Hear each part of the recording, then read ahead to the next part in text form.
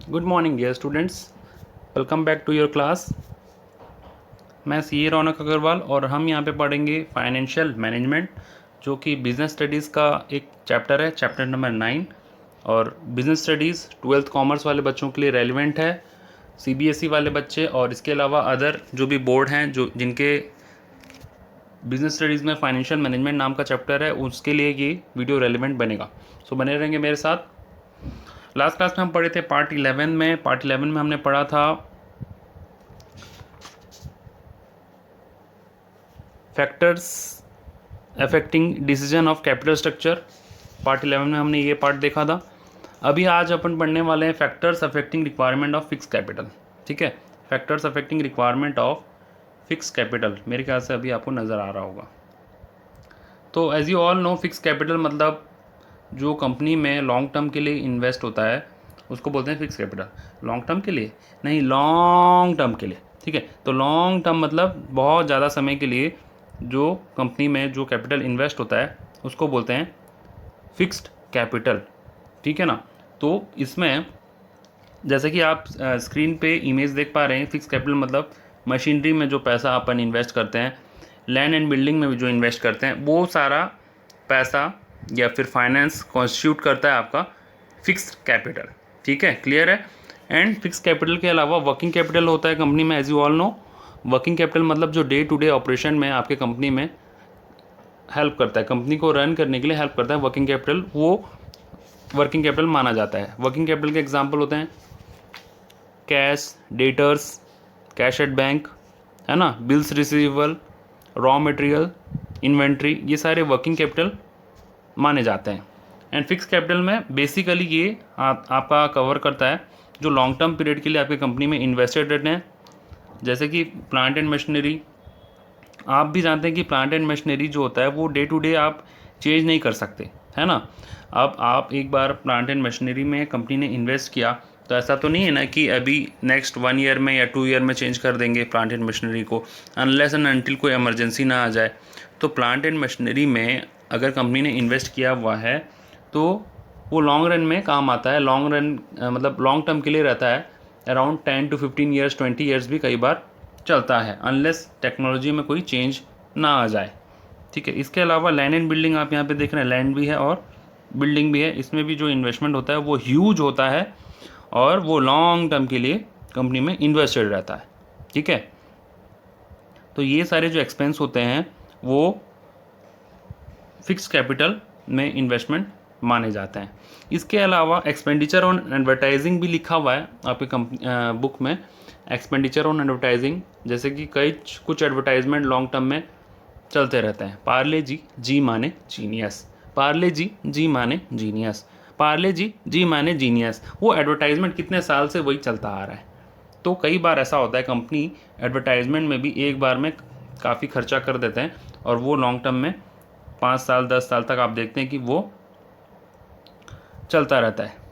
एमडीएच मसाला का एग्जांपल देख लीजिए। एमडीएच मसाले में एक वृद्ध से अंकल निकलते हैं, वृद्ध यानी कि थोड़े ज़्यादा बड़े, ठीक है, एजेड अंकल होते हैं। एमडीएच मसाले, असली मसाले सच सच, एमडीएच, एमडीएच आप जानते हैं मेरे से बेटर, मैं आपको याद दिला रहा था कि एमडीएच में ऐसा ऐड आता है। तो एडवर्टाइजमेंट में भी एडीवीटी लिख रहा हूँ मैं, एडीवीटी का मतलब है एडवर्टाइजमेंट में भी खर्चे जो होते हैं वो ह्यूज एक्सपेंस होते हैं। आप ये मत सोचिए कि एमडीएच का जो एडवर्टाइजमेंट है वो सस्ते में हो गया। क्रोर्स ऑफ रुपीज़ एडवर्टाइजमेंट में खर्चे होते हैं। इसमें बहुत सारा खर्चा होता है एडवर्टाइजमेंट में भी, जो कंपनी खर्चा करती है। जो टीवी चैनल में आप एडवर्टाइजमेंट देखते हैं उनके ऊपर भी उनको पेमेंट किया जाता है और वो फिक्स्ड एग्रीमेंट रहता है कि इतने साल तक आप एडवर्टाइजमेंट दिखाएंगे। तो लाइकवाइज एडवर्टाइजमेंट हो या फिर प्लांट एंड मशीनरी हो या फिर लैंड एंड बिल्डिंग हो, ये सारे फिक्स्ड कैपिटल को अफेक्ट करते हैं और ये फिक्स्ड एक्सपेंसेस होते हैं, जो कि मतलब फिक्स्ड एक्सपेंसेस तो बोलना सही नहीं है, लॉन्ग टर्म फिक्स्ड कैपिटल में अफेक्ट करते हैं और बहुत ज़्यादा समय तक इनका इम्पैक्ट रहता है। ठीक है ना। इसके अलावा R&D का खर्चा भी होता है, रिसर्च एंड डेवलपमेंट। R&D मतलब रिसर्च एंड डेवलपमेंट, कोई भी चीज़ नया मैन्युफैक्चर करने के लिए, मार्केट में लाने के लिए रिसर्च करते हैं। कंपनी जो होते हैं वो पहले उस प्रोडक्ट के ऊपर रिसर्च किया जाता है कि वो प्रोडक्ट सक्सेसफुल होगा या नहीं, मार्केट में इसका क्या इम्पैक्ट होगा, उसके बायर्स कौन कौन से होंगे, तो वो सारा रिसर्च एंड डेवलपमेंट माना जाता है। तो रिसर्च एंड डेवलपमेंट में भी जो खर्चे होते हैं वो फिक्स्ड कैपिटल को आपके इफ़ेक्ट करते हैं। क्लियर है ये चीज़? ठीक है ना। अभी आप अच्छे से समझ पाए होंगे कि फिक्स्ड कैपिटल में क्या क्या कॉन्स्टिट्यूट होता है।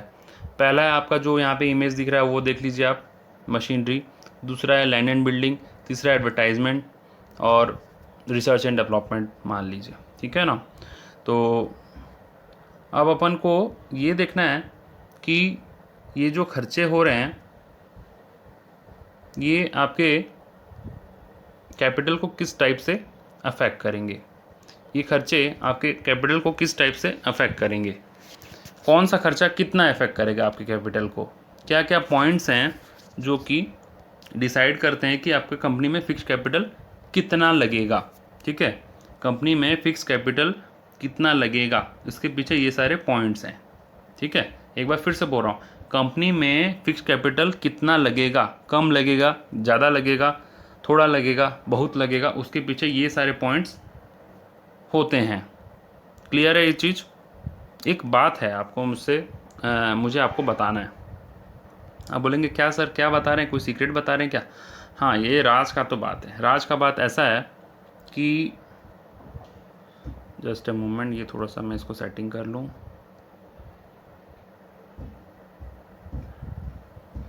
ठीक है ना। तो एक राज का बात है। राज का बात ये है, आप बोलेंगे अभी तो आपको याद नहीं होगा, लेकिन आप जब पढ़ेंगे चैप्टर तो आप मुझसे पूछेंगे सर कि आपने एक टॉपिक पढ़ाया था factors affecting capital budgeting decision, जिसका कि आपने शॉर्टकट बताया था risk, return on investment, investment criteria, cash flow of project.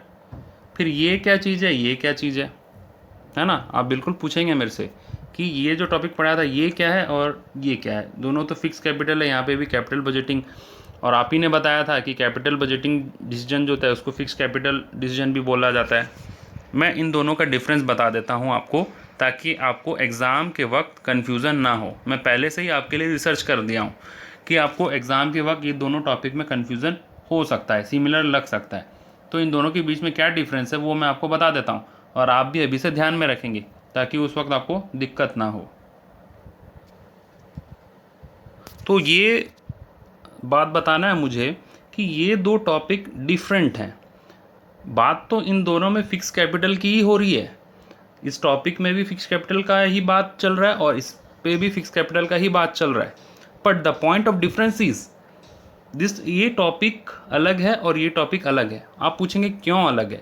ये क्यों का जवाब मैं आपकी स्क्रीन पे लिख दिया हूँ, और मैं हिंदी में इसलिए लिखा हूँ ताकि आपको डिफरेंस पता चले।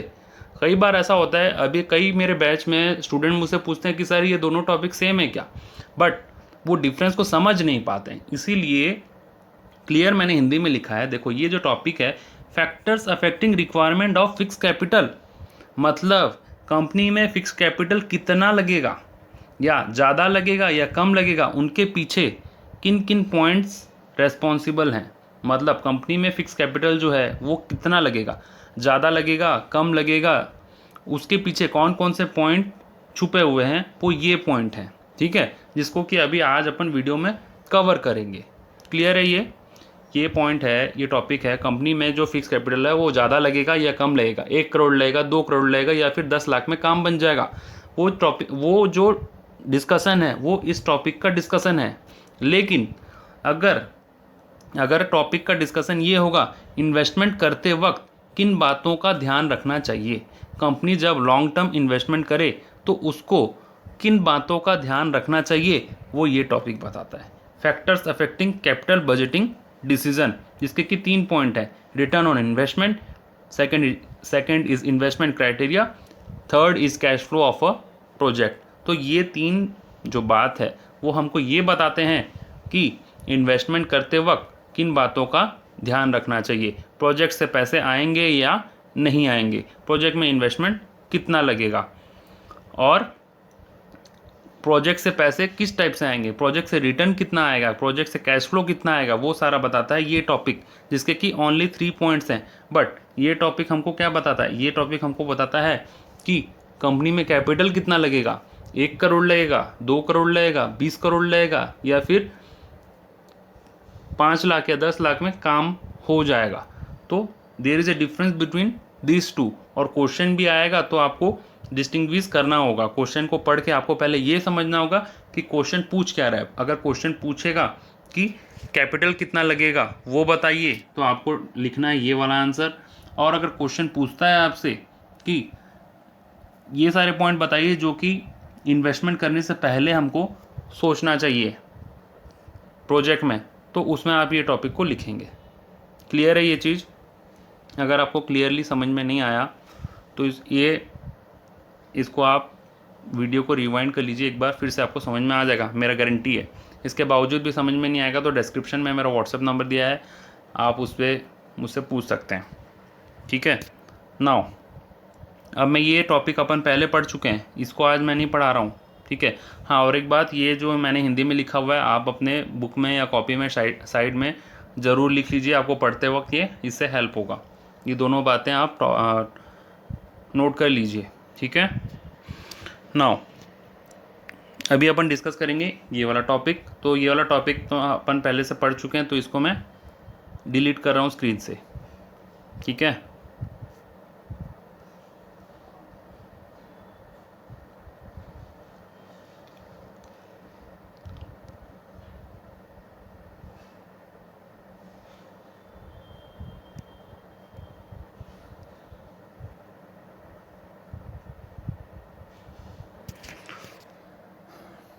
तो हमने अभी तक देखा कि फिक्स कैपिटल क्या होता है,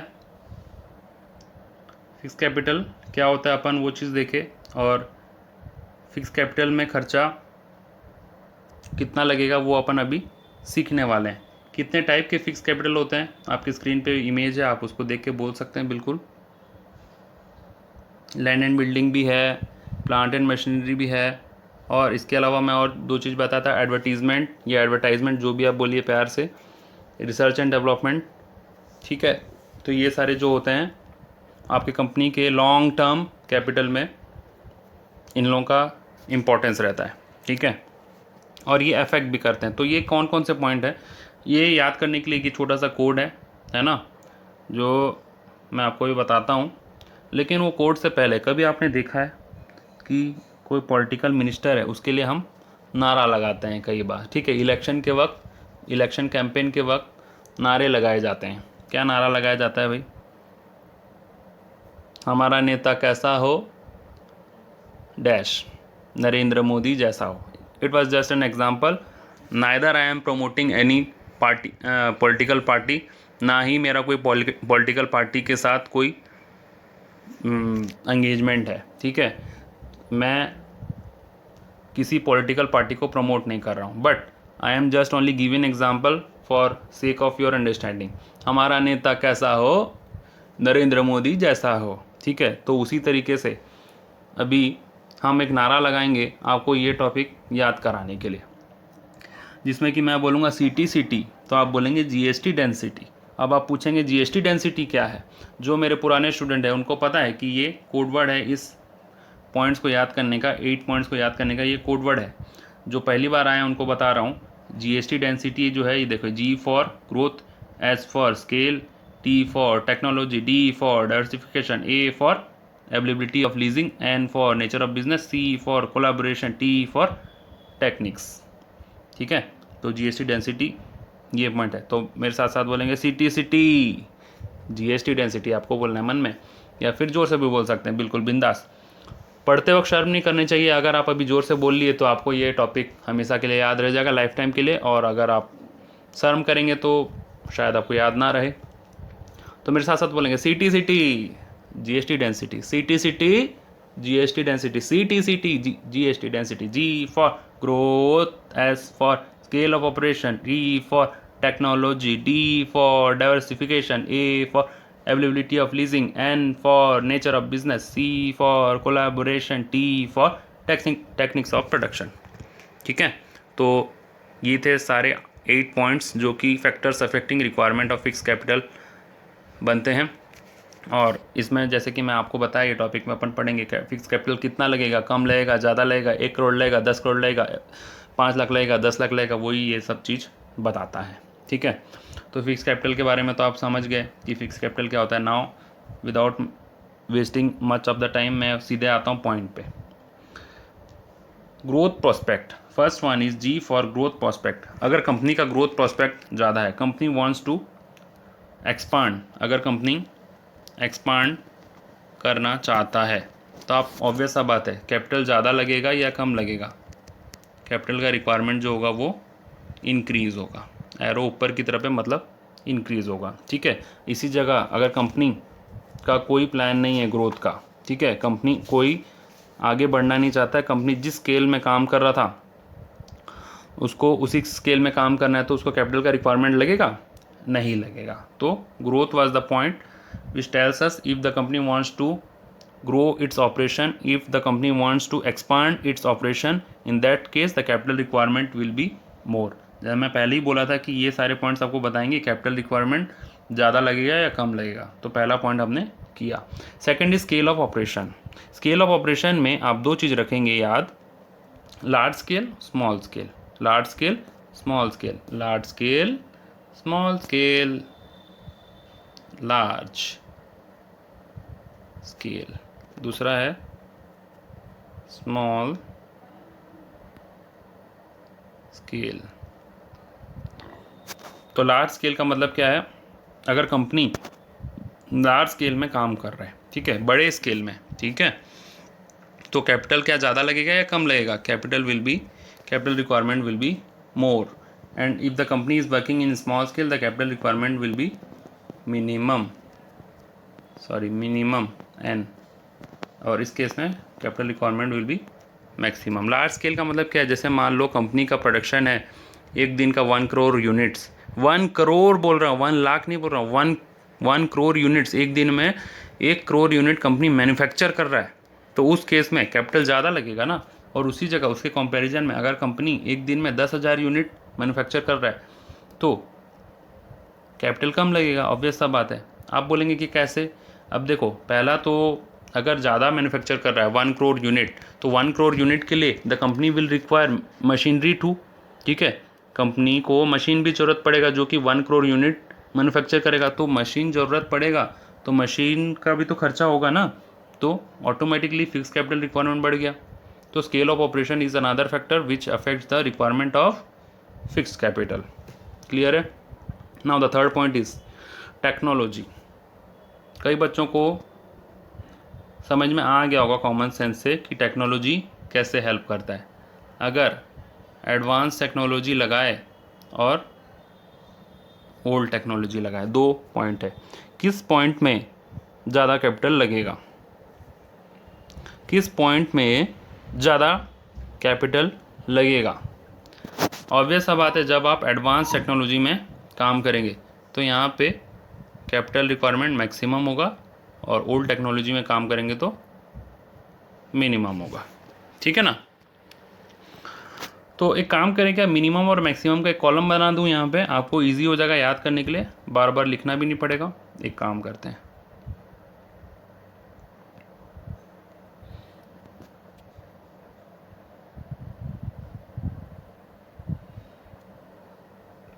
मिनिमम और मैक्सिमम का एक छोटा सा चार्ट बना देता हूँ यहीं पे मैं।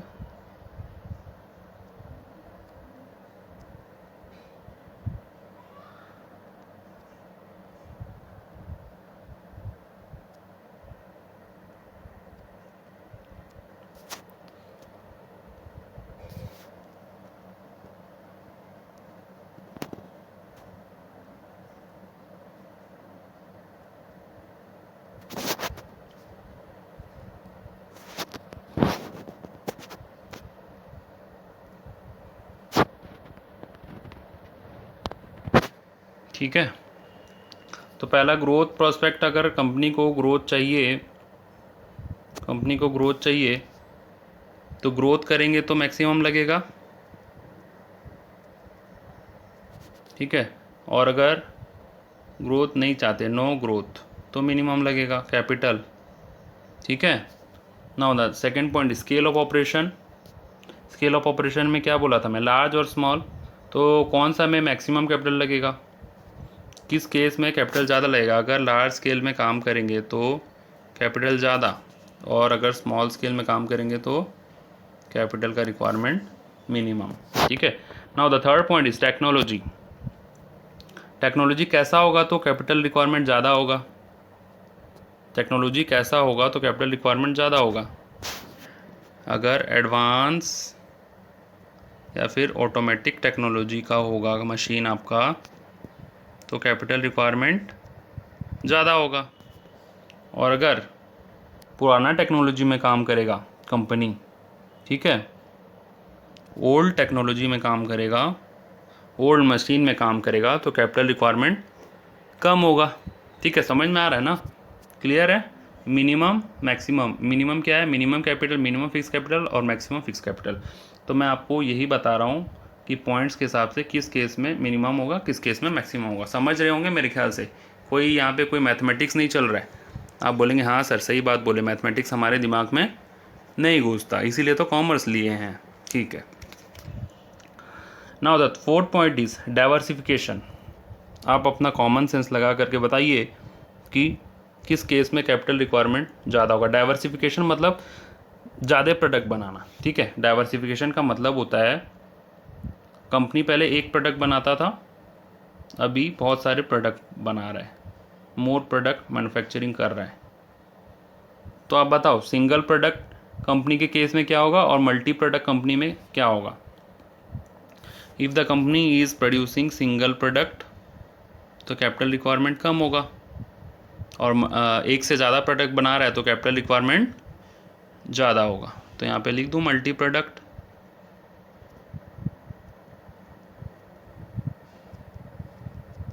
क्लियर हुआ। डाइवर्सिफिकेशन का मतलब होता है एक से ज़्यादा प्रोडक्ट बनाना, ठीक है। अगर एक से ज़्यादा प्रोडक्ट बनाएगा कंपनी तो एक से ज़्यादा मशीनरी भी उसको यूज़ करना पड़ेगा, and which will result in increase in the requirement of fix capital. बिल्कुल क्लियर है ना। मेरे को नहीं लगता कि ये कोई कॉम्प्लेक्स टॉपिक है, सिंपल सा टॉपिक है, जस्ट मैं वही बता रहा हूँ आपको, समझा रहा हूँ आपके सामने। Availability of leasing, now this will be going to your little bit technical, so be alert. Availability of leasing means what. Leasing का मतलब है किराया, भाड़ा पे लेना, भाड़ा या रेंट पे लेना, ठीक है। You understood this. लीजिंग का मतलब होता है किराए पे लेना, ठीक है। अब सोचिए कंपनी के पास, इधर देखिए राइट साइड में, कंपनी के पास ये जो मशीन चाहिए ना, ये लेने के लिए पैसे नहीं है, ठीक है। कंपनी के पास मशीन खरीदने के लिए पैसे नहीं है, ठीक है। तो कंपनी ने सोचा कि क्यों ना ये मशीन को मैं किराए पे ले लूँ, क्यों ना ये मशीन को मैं रेंट पे ले लूँ, ठीक है। तो अब कंपनी रेंट ढूंढ रहा था एक जन से, ठीक है, रेंट में मशीन ढूंढ रहा था। तो उसको एक इंसान मिला, ठीक है, उसको एक एक इंसान मिला जो कि बोला कि ये मशीन मैं तुम्हें भाड़े पे दे दूंगा, रेंट पे दे दूंगा, मुझे मंथली रेंट तुम दे देना, ठीक है। समझ रहे हो ना। तो कंपनी को ये अगर मशीन जो चाहिए था वो रेंट पे मिल गया, कंपनी को मशीन रेंट पे मिल गया, तो कंपनी को उस मशीन के पीछे पैसे खर्चे करने पड़ेंगे क्या, नहीं करने पड़ेंगे। और इसी जगह मान लो कंपनी को ये मशीन रेंट पे नहीं मिलता, तो उस केस में उसको बाउंड होके वो मशीन को ख़रीदना पड़ता। तो जब वो मशीन को ख़रीदता तो उसको पैसे ज़्यादा लगते या कम लगते। ऑब्वियस सा बात है, जब वो मशीन ख़रीदता तो उसको अपने जेब से पैसे निकाल के देने पड़ते, ठीक है। और उस केस में कैपिटल का रिक्वायरमेंट हो जाता ज़्यादा, कैपिटल का रिक्वायरमेंट विल बी मोर। तो अवेलेबिलिटी ऑफ लीजिंग मीन्स अगर रेंट पे मिल गया, अगर रेंट मिला तो मिनिमम कैपिटल लगेगा, और if no rent available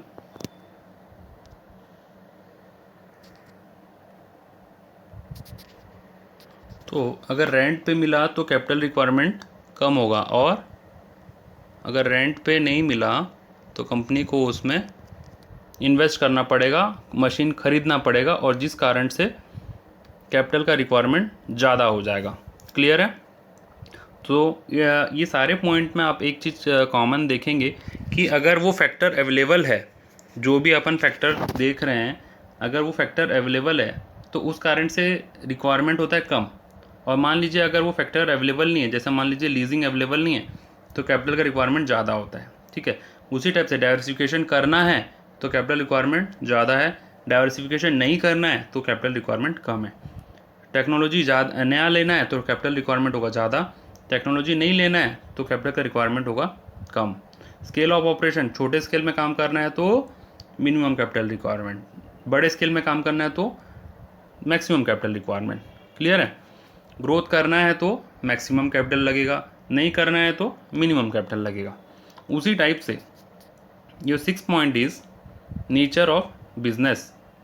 nature of business मतलब ट्रेडिंग या मैन्युफैक्चरिंग। नेचर ऑफ बिजनेस का मतलब है ट्रेडिंग करेंगे या फिर मैन्युफैक्चरिंग करेंगे। आप खुद सोचिए, ट्रेडिंग में ज़्यादा कैपिटल लगेगा या मैन्युफैक्चरिंग में? आप बोलेंगे मेरे को कि अभी सर हमको तो ट्रेडिंग का मतलब ही नहीं पता। ट्रेडिंग मतलब खरीद करके बेचना, और मैन्युफैक्चरिंग का मतलब है खुद से उसको बना करके बेचना। कंपनी में आप मान लीजिए बिस्किट मैन्युफैक्चरिंग कंपनी है, now the company decided to trade on biscuit. That means company decided to purchase the biscuit from another company and sell it to consumer. First situation is this. Now the second situation is company wants to do manufacturing. That means company wants to manufacture the biscuit, or company wants to create biscuit on its own. In that situation capital requirement will be more as compared to capital requirement in case of trading. So can I write in this situation, if company wants to manufacture, MFG is manufacturing, in that case capital requirement will be huge. And if the company wants to select trading, in that situation capital requirement will be minimum. Clear है? अगर company trading करना चाहता है तो capital requirement कम, अगर company manufacturing करना चाहता है तो कैपिटल रिक्वायरमेंट ज़्यादा। ठीक है, now the second last point is collaboration और जेवी। जेवी means joint venture. Joint venture के बारे में आपको क्लास 11th में पढ़ाया था। मतलब दो या दो से ज़्यादा जन जब मिल करके काम करते हैं तो उसको बोलते हैं जॉइंट वेंचर। आज से तेरी सारी गलियां मेरी हो गई, आज से तेरा घर मेरा हो गया। तो इसका मतलब जॉइंट वेंचर होता है जिसमें कि दो जन साथ में मिलकर के काम करते हैं और जो भी होता है प्रॉफिट उसको शेयर करते हैं। So it is a type of partnership जिसमें कि उसका घर मेरा घर, जो तेरा है वो मेरा है। मतलब फ्रेंड के साथ जैसे आप मिल करके कोई काम शुरू करते हैं या फिर कुछ कोई भी वर्क करते हैं तो वो जॉइंट वेंचर होता है। जॉइंट वेंचर मतलब मिल करके वेंचर करना, वेंचर मतलब काम, जॉइंट मतलब मिल करके, वेंचर मतलब काम। सो जॉइंट वेंचर मीन्स जब दो कंपनी मिल करके काम करते हैं तो वो माना जाता है joint venture. Suppose 2 companies are there, जगह का शॉर्टेज है इसलिए मैं छोटा छोटा यहीं पे लिख रहा हूँ, ए एंड बी। तो जब ये दो कंपनी मिल करके बन गए ए बी, तो ये ए बी जो है वो जॉइंट वेंचर माना जाएगा। ठीक है, तो जब मिल करके काम करेंगे तब कैपिटल रिक्वायरमेंट ज़्यादा होगा, या फिर जब अकेले अकेले काम करेंगे तब कैपिटल रिक्वायरमेंट ज़्यादा होगा। मैं पार्टनरशिप में आपको बताया था कि जब मिल करके काम करते हैं तो अब जैसे मान लीजिए दो कंपनियां हैं, one is A second is B. So A भी कुछ कैपिटल लेकर के आएगा और बी भी कुछ कैपिटल लेके आएगा, तो दोनों मिला करके कैपिटल ज़्यादा हो जाएगा। अगर मान लीजिए ए अलग से बिज़नेस करे, बी अलग से बिज़नेस करे, तो उस केस में ए और बी को ज़्यादा कैपिटल इन्वेस्ट करना पड़ेगा। ठीक है, और जब ये दोनों मिल करके बिज़नेस करें तो दोनों का कैपिटल मिल जाएगा, तो एक ज़्यादा कैपिटल में वो लोग लार्ज स्केल में बिज़नेस कर सकते हैं। ठीक है ना। और अगर ए अलग से बिजनेस करे तो उसको अपना खुद का मशीनरी लगाना पड़ेगा, खुद का बिल्डिंग करना पड़ेगा। और उसी तरीके से बी को भी खुद का मशीनरी लगाना पड़ेगा, खुद का बिल्डिंग बनाना पड़ेगा। लेकिन अगर ये दोनों मिल करके ए बी बन जाएं और ए बी का आप दोनों का मिल करके एक मशीनरी होगा और एक ही बिल्डिंग होगा, जिस कारण से कैपिटल का रिक्वायरमेंट कम हो जाएगा। ठीक है, तो क्या मैं यहाँ लिख सकता हूँ कि जॉइंट वेंचर या कोलाबोरेशन के केस में, सॉरी जॉइंट वेंचर कोलाबोरेशन के केस में मिनिमम कैपिटल लगेगा। जॉइंट वेंचर के केस में कैपिटल रिक्वायरमेंट जो होगा वो कम होगा। उसी तरीके से अगर कंपनी जॉइंट वेंचर नहीं क्रिएट करता है तो नो जॉइंट वेंचर से कैपिटल का रिक्वायरमेंट ज़्यादा होगा। ठीक है, क्लियर है ये चीज़? आई होप आपको क्लियर होगा। Now the last point is techniques of production. Techniques of production में दो टाइप का टेक्निक होता है, capital intensive and second is manual intensive. ठीक है, किस टेक्निक में, अच्छा दो टेक्निक का नाम यहाँ लिख देता हूँ मैं, कैपिटल और मैनुअल। एक है कैपिटल, दूसरा है मैनुअल। ठीक है, तो मैनुअल बोलिए या फिर लेबर इंटेंसिव बोलिए। ठीक है, एक्चुअली मेरा स्क्रीन जो है वो लॉक हो गया समहाउ, पता नहीं कुछ टेक्निकल रीज़न है जिस कारण से मैं ये सारे फॉन्ट्स को छोटा नहीं कर पा रहा, इसलिए मुझे थोड़ा सा एडजस्ट करना पड़ रहा है। तो आप भी मेरे साथ थोड़ा सा एडजस्ट कर लीजिए। तो कैपिटल इंटेंसिव एक टेक्निक है, दूसरा है मैनुअल इंटेंसिव या फिर इसको हम बोलते हैं लेबर इंटेंसिव। ठीक है, इसको हम बोलते हैं लेबर इंटेंसिव। ठीक है,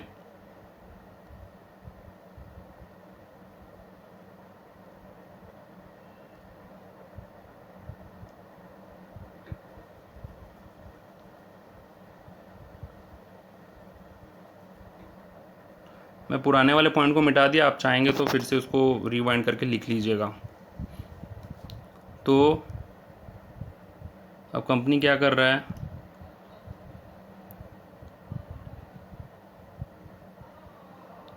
लेबर्स को बुला करके काम करवा रहा है सेकंड सिचुएशन में, और पहले में capital intensive means automatic machine है। ठीक है, तो किस सिचुएशन में कैपिटल ज़्यादा लगेगा? आप बोलेंगे लेबर आएंगे ना सर, तो लेबर लोगों को पैसा देना पड़ेगा तो ज़्यादा पैसा लगेगा। ऐसा नहीं है मेरे डियर स्टूडेंट्स, अगर लेबर काम करेंगे तो उनको उस केस में कैपिटल रिक्वायरमेंट जो होता है वो मिनिमम होता है। लेकिन इसी जगह से अगर आप कंपनी में कैपिटल इंटेंसिव मशीन लगाएंगे तो उस केस में कैपिटल का रिक्वायरमेंट मैक्सिमम हो जाता है। ये पॉइंट को आप याद रखेंगे। अगर कंपनी टेक्निक यूज़ कर रहा है कैपिटल इंटेंसिव तो कैपिटल रिक्वायरमेंट होगा ज़्यादा, और अगर कंपनी यूज़ कर रहा है मैनुअल या फिर labour intensive technique, in that case capital requirement will be minimum. ठीक है, तो सारे पॉइंट में आंसर छुपा हुआ है, as nothing to cram it. रट्टा मारने का कोई ज़रूरत नहीं है, मैं लॉजिक दे दिया हूँ, पॉइंट याद कर लीजिए। खाली पॉइंट याद करेंगे तो मिनिमम मैक्सिमम आप ऑटोमेटिकली लिख सकते हैं। तो मेरे साथ साथ बोलेंगे city city GST density, city city GST density, G for growth prospect. अगर कंपनी ज़्यादा ग्रोथ करना चाहता है तो कैपिटल रिक्वायरमेंट ज़्यादा, कम ग्रोथ करना चाहता है तो कैपिटल रिक्वायरमेंट कम। सेकेंड है स्केल ऑफ ऑपरेशन, अगर लार्ज स्केल में काम करना चाहता है तो कैपिटल रिक्वायरमेंट मैक्सिमम, अगर स्मॉल स्केल में काम करना चाहता है तो कैपिटल रिक्वायरमेंट मिनिमम। टेक्नोलॉजी अगर एडवांस यूज़ करना चाहता है, एडवांस ऑटोमेटिक, तो कैपिटल रिक्वायरमेंट मैक्सिमम। अगर थोड़ा पुराना टेक्नोलॉजी से काम चला लेगा कंपनी तो कैपिटल रिक्वायरमेंट मिनिमम। डाइवर्सिफिकेशन मतलब एक से ज़्यादा प्रोडक्ट मैन्युफैक्चर करना, अगर company is a multi product manufacturing company, for example दे दीजिए आप, आपको याद होगा मेरे ख्याल से, मैं टाटा कंपनी के बारे में आपको हमेशा बताता हूँ। टाटा कंपनी यानी कि हर टाइप के प्रोडक्ट बनाता है, टाटा सॉल्ट, टाटा वोल्टास का एसी, टाटा तनिष्क, ठीक है, और क्या है टीसीएस जो कि सॉफ्टवेयर बनाता है, और टाटा मोटर्स। ठीक है, तो मल्टी प्रोडक्ट यानी कि हर प्रोडक्ट के लिए अलग अलग मशीन, और जितना ज़्यादा मशीन उतना ज़्यादा capital. So if the company is a multi product manufacturing company, capital requirement will be maximum. If the company is a single product, if the company is a multi product company, in that case capital requirement will be maximum. If the company is a single product company, in that case capital requirement will be minimum. So diversification वाले point में multi product single product को आप याद रखेंगे। Now the fifth point is availability of leasing, मतलब अगर कोई चीज़ आपको भाड़े पे मिल रहा है तो आप उसको नहीं खरीदेंगे तो आप कैपिटल रिक्वायरमेंट कम होगा, और इसी जगह आपको कोई चीज़ भाड़े पे ना मिले then in that case you have to purchase it, and if you purchase such heavy machines then in that case you have to invest more on capital and capital requirement will be maximum. Nature of business, if the company is manufacturing then the capital requirement will be maximum. If the company is trading, in that case capital requirement will be minimum. Collaboration or joint venture, A and B collaborated and created a joint venture named AB Limited. If joint venture, in the case of joint venture the requirement is minimum, and if the company doing separate business and then in that situation capital requirement will be maximum. Techniques of production, अच्छा इसमें बता दूं कि अगर दो joint venture के case में आपको डाउट लग रहा होगा कि कैपिटल रिक्वायरमेंट मिनिमम क्यों होगा, क्योंकि दोनों का कैपिटल मिल गया, दोनों का कैपिटल क्लब हो गया, सम हो गया। ए का कैपिटल 1 करोड़ था, बी का कैपिटल 2 करोड़ था, दोनों मिलाकर के 3 करोड़ हो गया, तो वो दोनों का कैपिटल इंडिविजुअली कम लगा लेकिन होल टोटल में वो क्लब होकर ज़्यादा हो गया, जिस कारण से ए को ज़्यादा इन्वेस्ट नहीं करना पड़ा, बी को भी ज़्यादा इन्वेस्ट नहीं करना पड़ा। टेक्निक्स ऑफ प्रोडक्शन, अगर कैपिटल इंटेंसिव टेक्निक है यानी कि ऑटोमेटिक टेक्निक है, मशीन से रिलेटेड है, तो capital requirement will be more. If the technique is manual intensive और labour intensive then in that situation capital requirement will be minimum. So this was all about your factors affecting requirement of fix capital, और I hope कि आपको समझ में आया होगा और आपने ये टॉपिक को एंजॉय भी किया होगा। Thank you for watching this video. Subscribe to the channel for getting such type of video on regular basis. Have a good day, bye bye.